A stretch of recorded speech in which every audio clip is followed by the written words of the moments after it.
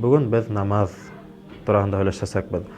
Белүгезчә, намаз ул ислам диненең терәге һәм баганаһы. Пәйгамбәрбез саллаллаһу алейһи ва сәлләмдән шунда һүзләр әйткәннәр: ислам дине 5 баганадан тора. Беренчеһе ул шаһадат һүзләре, ла илаһа илляллаһ Мухаммад расулуллаһ, ягъни шаһадат килтерү. Икенчеһе намаз уку, ураза тоту Рамазан аенда, закат түләү һәм хаҗ кылу. Иң беренче кеше Аллаһты таныгас һәм дә Аллаһтан башка берәү дә гыйбадәткә лаеклы юк дип әйткәннән һуң, ул иң беренче гыйбадәт ул намаз.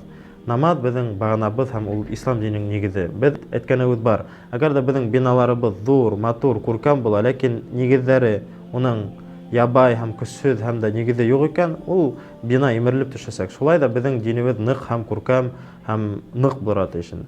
Пәйгамбәрбез саллаллаһу алейһи ва сәлләм шундай һүзләр әйтә: кыямәт көнендә иң беренче кеше намазын һоралыр. Алла Тәгалә намаз турында һорар. Әгәр дә намазы уның төзек, тәвәл булһа, калган һорауларга ла җавап бирү еңел булыр. Әгәр дә уның намазы насар һәм дә төзек булмаһа, калган һорауларга ла җавап бирү бик авыр булыр. Шуңа күрә намаз укымау ул бик зур гөнаһ. Шуңа күрә был айда адымдар эшләйек Алла субханаһу ва тааля карата, намазга басайык һәм дә безнең мәсҗидебездә намаз 1 сәгать эчендә дигән мәҗлесләр үтте һәм үтәсәк тә, шуңа кемдә кем ошо намазга басарга теләй һәм дә бик ябай формула, авырайтылмаган формула гына һезгә өйрәнергә теләйсегез икән, ошо мәҗлесте көтеп калыгыз һәм дә без һезгә игълан бирәсәкбез. Кушылыгыз һәм дә 1 сәгать эчендә иншалла намазга өйрәнеп, намазга басарга насип булсын һезгә. Ассаламу алейкум.